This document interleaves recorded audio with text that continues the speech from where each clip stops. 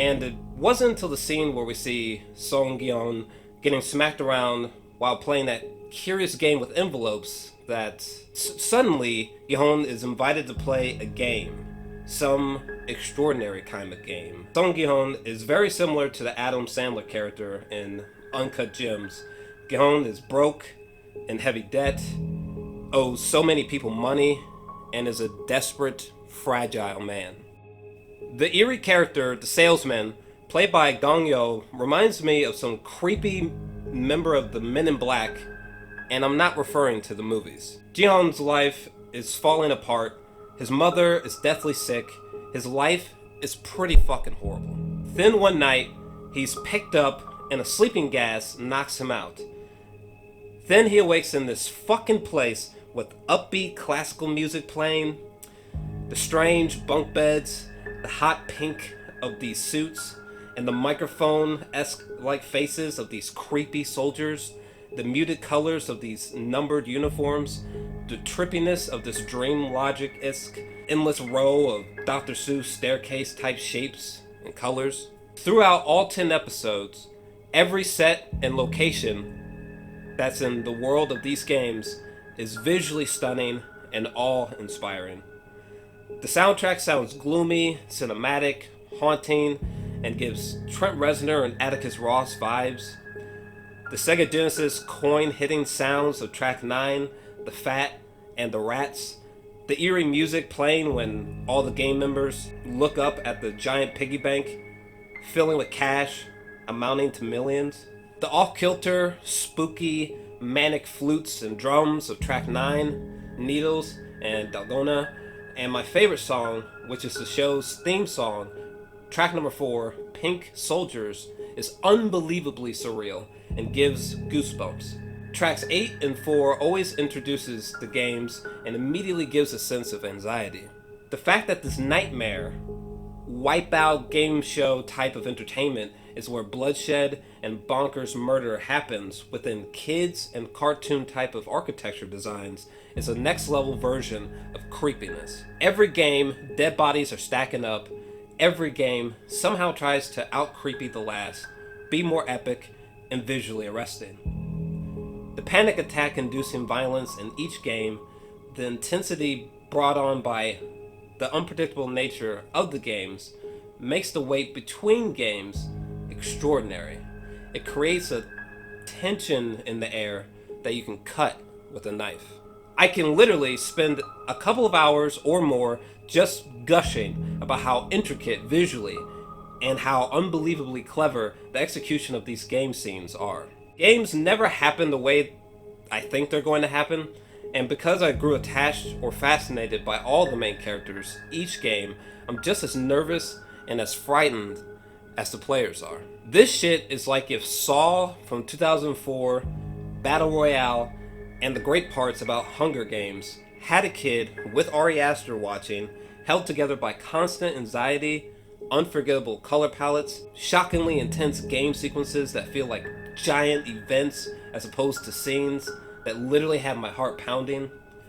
I was so afraid for these main characters who, despite flaws, they're just broke people, everyday people with strikingly bad credit.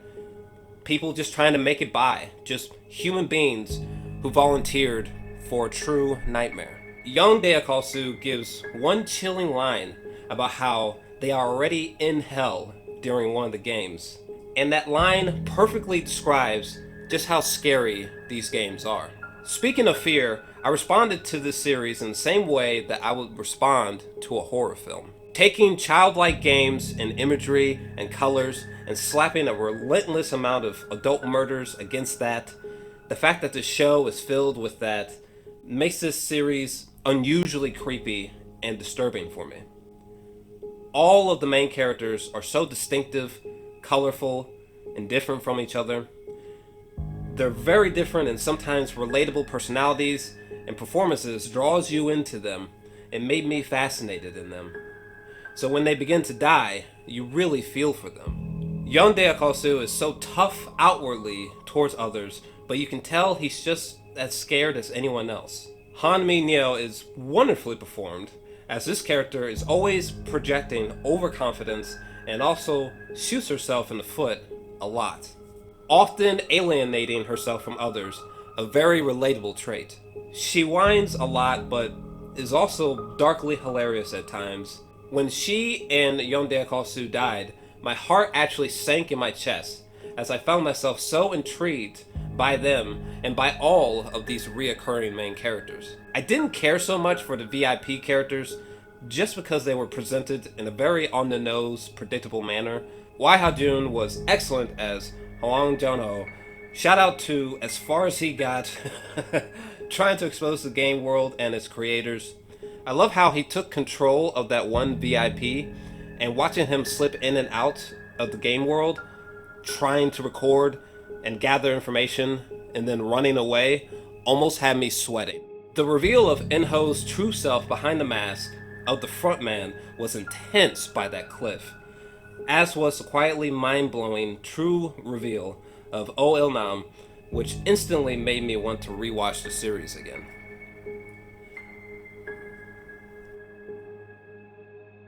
The bravery of Abdul Ali makes his final moments heartbreaking.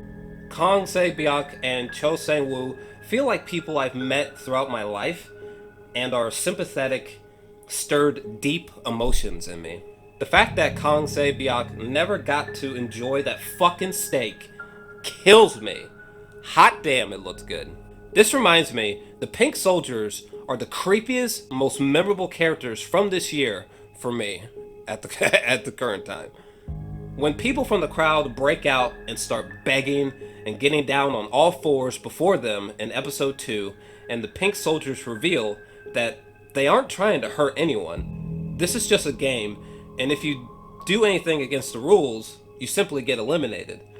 And that if everyone agrees, they'll end the game right here, right now.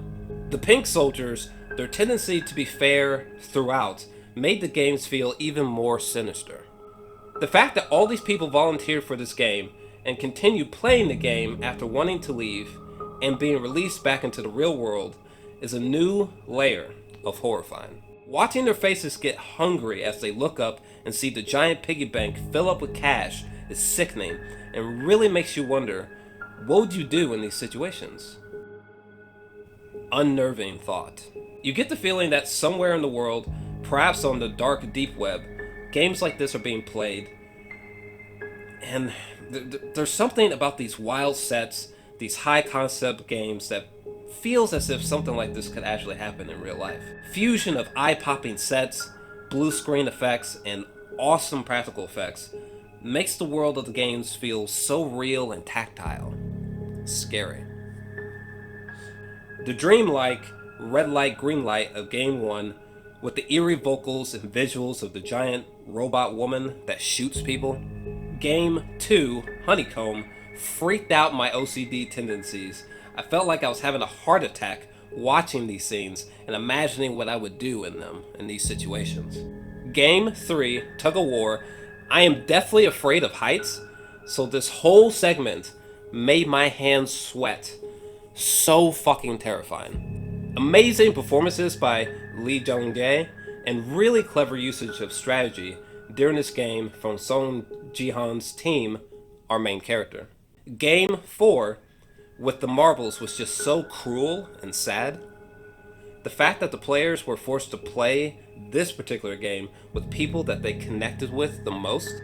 Red light, green light, tug of war, and the glass stepping stones of Game 5 were the scariest, definitely the highlights. Fuck, I'm so afraid of heights, and these games really dripped with suspense, and the unpredictable nature of these characters' actions had me on the edge of my seat. So much thought went into each costume, each set, each dazzling use of character, that the conclusion of Jihan in red hair, seemingly seeking revenge on the game's creators, makes me wonder if a Season 2 should happen or if it will happen.